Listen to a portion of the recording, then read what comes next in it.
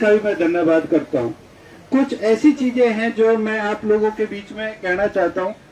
जब हमने 13 तारीख को एक बड़ी पंचायत करी थी जिसमें पूरे हिंदुस्तान से लोग आए थे, उस मामले को एक राजनीतिक मंच दे दिया। मैं अभी पलवल गया था, किसी दोस्त के यहाँ कोई डेथ हो गई थी, तो हाँ क्यों टारगेट बनाया जा रहा है। मैंने कहा जी ये तो जो हमारे फरीदाबाद के पॉलिटिक्स बताए कि हमारे घर को क्यों टारगेट बनाया जा रहा है। उन्होंने फिर पूछा कि भाई प्रशासन आपके बार बार आप कागजों के जिक्र कर रहे हो, भाई कागज क्यों नहीं देख रहे। लेकिन मुझे अब संतुष्टि है कि हमारे डीसी साहब ने जो हमारे कागज भी देखे और उसको सीसी के पास जो बुधवार को 4:30 बजे का टाइम दे दिया। तो ये भी मैं मानता हूँ कि इसकी भी शुरुआत अच्छी हुई है। लेकिन दो बात और भी आ रही है कि किसी ने पूछा कि मैं आपके मंत्री जी है जो महेंद्र प्रताप जी, उनके बेटे पे बड़ा बार बार एक अटैक कर रहे हैं कि गांव का बुरा किया। ऐसा कौन सा बुरा है जो ये बार बार उनके बारे में कह रहे हैं। मैंने उनको बताया जी बाबूजी का कोई बुरा नहीं है उसमें। उसके बाद तो मेरे कृष्णपाल जी भी मंत्री रहे, 96 में बन गए थे, 96 से 2004 तक रहे, 4 के बाद फिर 2014 से लेकर अब तक थे। अगर उनको ये लगता है कि भाई बाबूजी या महेंद्र प्रताप ने इस गांव के लिए कोई पाप किया है तो पूरे इलाके की पंचायत करे, हमें भी बुलाए, पूरे इलाके बुलाए, उसमें हमने तथ्य रखे कि भाई ये मामला है। लेकिन 92 के बाद और 2004 तक तो कंटिन्यू माइंस होती रही है।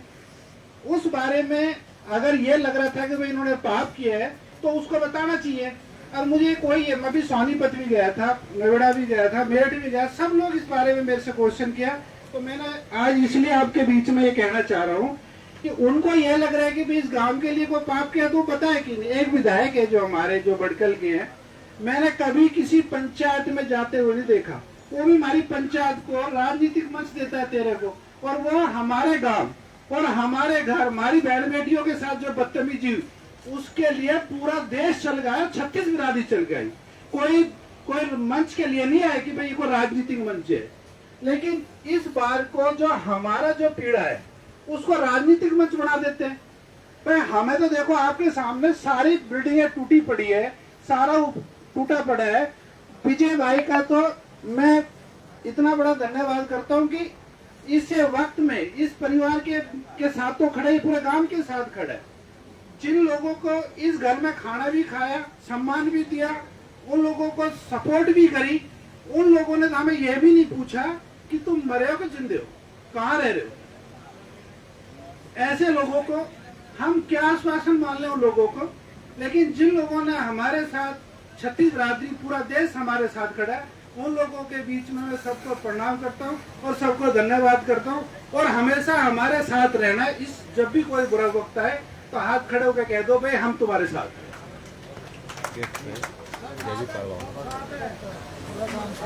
धन्यवाद, बहुत बहुत धन्यवाद। साथियों, कमेटी की तरफ से एक संदेश आया है कि आज का जो आधार है हमारा वो युवा साथियों के जोश के आधार पर है। और मैं ये बात पूर्ण विश्वास के साथ कह सकता हूं कि आज चाहे हरियाणा प्रदेश के मुख्यमंत्री हैं या गृह मंत्री हैं, वो आपके माध्यम से, सोशल मीडिया के माध्यम से, सीआईडी के साथियों के माध्यम से वो आपकी इस पंचायत पर नजर बनाए हुए हैं। आप लोग अपनी एकता और ताकत को बनाए रखिएगा। वो दिन दूर नहीं जब सफलता आपके कदम चूमेगी और आपके गांव राम के सामने कोई भी ताकत टिकने वाली नहीं है। अब मैं निवेदन करूंगा अनंतपुर संघर्ष समिति के माननीय अध्यक्ष चौधरी अतर सिंह नेता जी से कि वो आए और हमें अपना मार्गदर्शन देकर कृतार्थ करें।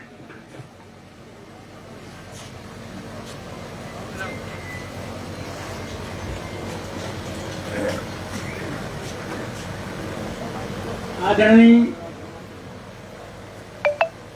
इस पंचायत के कर्णाधार विजय प्रताप जी, बहुत पुराने मेरे साथी, बहुत सुलझे हुए नेता, बहुत सुलझे हुए वक्ता, मेरे साथी चंदीला साहब बैठे हैं। इनको मालूम है हम तो बहुत साथ भी बहुत दिन रहे हैं। जब भी इनको जरूरत पड़ी है कि जो भी नेता हम सबको बता दें, हमने इनका सबका साथ दिया। और ये अपनी कुर्सी के जा बैठे, हमें ऐड की नहीं कुर्सी पे तुम कहो। माननीय मंत्री जी के लिए भी देखिए थोड़ा दुख दर्द तो होता है जब आप लोगों ने मेरे लिए बहुत कुछ कर रहे हैं और बहुत करे हुआ है और मैं आपकी बात में ना पूछे तो दुख तो आप लोगों का होगा। इस जनता जनार्दन का दुख है। जब से शुरुआत में जब से पहले पार्षद के इलेक्शन हुआ था जब से मैं कृष्णपाल जी के साथ हूँ और अब के जब एमपी का इलेक्शन हुआ इतने दिन तक कितने दिन हो गए। कुछ लोग ठीक कह रहे हैं सेवा होगी, गांव बस्ती की मैं सेवा करूंगा और मैं आपकी मदद करूंगा। क्या नफरत हो गई हमसे? क्या बात है? एमएलए तो बहुत छोटी सी, ये तो भारत की सरकार में मंत्री हैं और 3 दफे यहाँ और 1 दफे रह लिए हरियाणा सरकार में। क्या नफरत है? या उनके अंदर कोई अहंकार है या हमसे कोई गिल्ला शिकवा है? कम से कम बताते थे। 1 दफा आए गए, हम उनके खिलाफ नहीं कुछ भी कर रहे, हम अपने हक की लड़ाई लड़ रहे हैं। जो हमारे जन्म कमाए के दिए, जो हमारे बच्चों के लिए हमारे लिए हम आ गए, वो हमारे हाथ से छीना जा रहा है। हमने किसी की चोरी नहीं करी, किसी के डॉटो नहीं दिया। जिसको जो हमारे पुरखाओं की विरासत से जो चीज मिली है वो भी हमारे हाथ से छीनी जा रही है। मेरे बस्ती के सभी मेरे भाई नौजवान युवा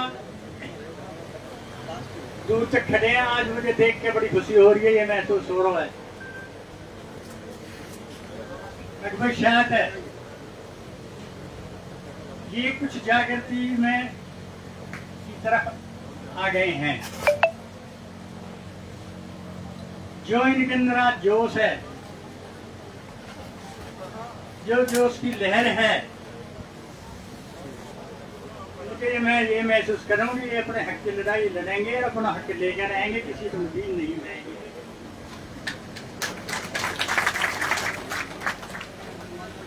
भाइयों देखो, चौधरी को जरूरत हो अपने गांव की, अपने परिवार की, अपने भाई की सबसे पहले। और मैं देख रहा था 1-2 बार मैंने देख रहा, कुछ मुझे कमी नजर आई। या तो वो कौम में व्यस्त थे, पता नहीं क्या कारण था। आज जो सब एक बेंच में यहाँ इकट्ठे हुए हैं और सब इस दुख को, इस दर्द को महसूस कर रहे हैं। हाँ, ये तो बड़ी राजकुमार के साथ बहुत हुआ, ये राजकुमार के साथ ही नहीं हुआ। धीरे धीरे अगर ऐसे चुप बैठे रहे तो ये सबके साथ आने वाली दिनों में सबके साथ होगा। अपनी ताकत दिखा दो, अपनी एकता को बनाए रखो। मेरी हाथ जोड़ के रिक्वेस्ट है आप लोगों से, अगर अपनी रक्षा आप खुद नहीं करोगे तो हम सारा मान करोगे। जो दूर दराज से नेता आए हुए हैं, जब हमें कोई भी आह्वान करते हैं, कोई फोन करते हैं, बुलाते हैं, इतनी दूर से चल के थोड़ी सी देर में हमारे पास आकर के बैठ जाते हैं और कहते हैं कि भाई हम आपके साथ हैं। हमारी सारी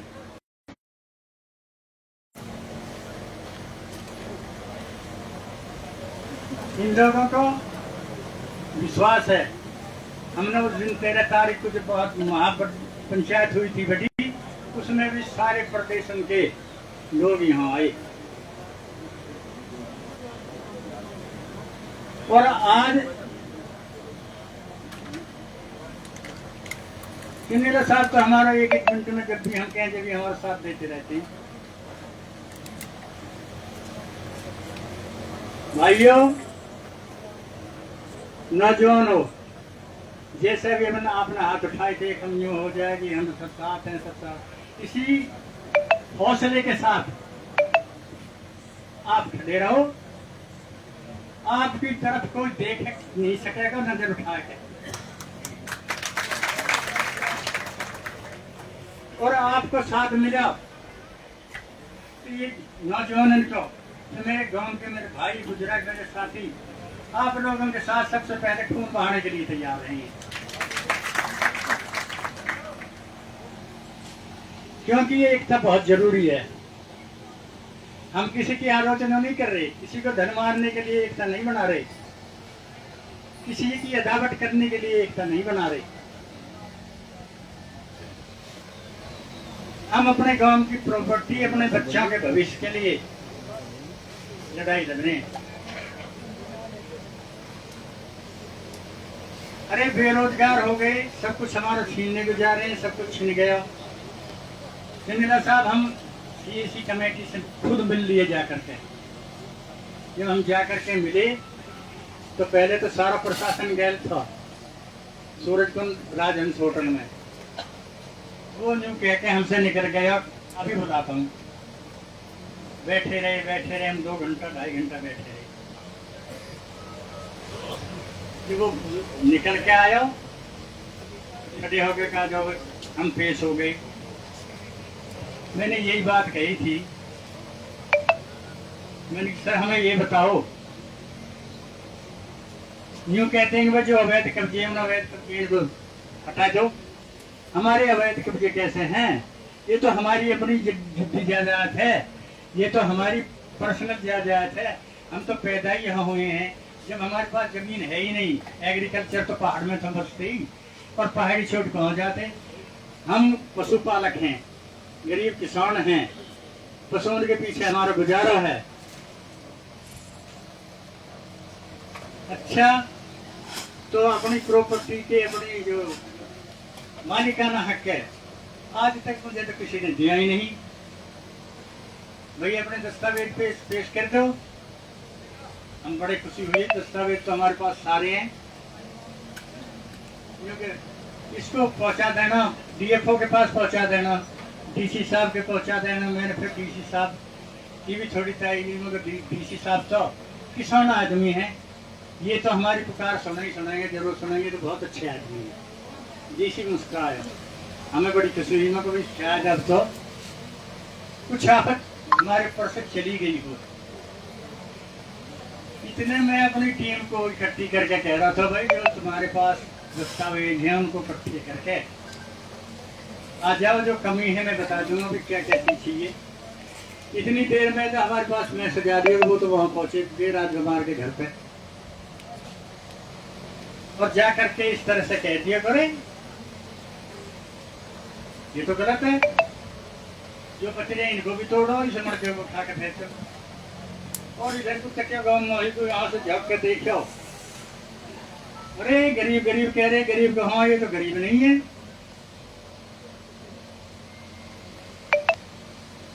ये राजकुमार जी ने मुझे बताया। मैंने कहा आपने कही नहीं, मैं तो खुद कह देता हूँ, जब ये तो गरीब नहीं है तो इन्हें भी तोड़ दो, जो गाँव अंदर बस रहो, यहाँ में कर जाओ।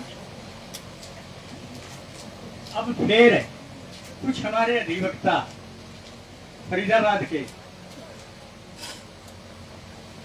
राजकुमार जी का बेटा है, वो वकील है, इन ये जाकर के डीसी साहब से मिले। डीसी साहब ने पहले तो इनको आयो बाई दिए हैं, फिर दोबारा बुलाए डीसी साहब ने। अब ये दोबारा टाइम दिया है कि भाई 24 तारीख को बुधवार को अपना टाइम आ जाओ, मैं भी पहुंचूंगा और आप लोग भी आ जाओ, अपने दस्तावेज सीसी को जाकर के दिखा दो। शायद है कुछ आशा बंधी है, ये सी देख के आप भी टोकरी में फेंकेगो कि हमारी कुछ मदद करेगा। सबका हुक्म है कि भाई इस तारीख को और देख लो, वरना तो फिर आपको आह्वान करी दिए चंदीला साहब ने। इसको देख के फिर आगे की गाड़ी जैसे समर्थन सबको होगा।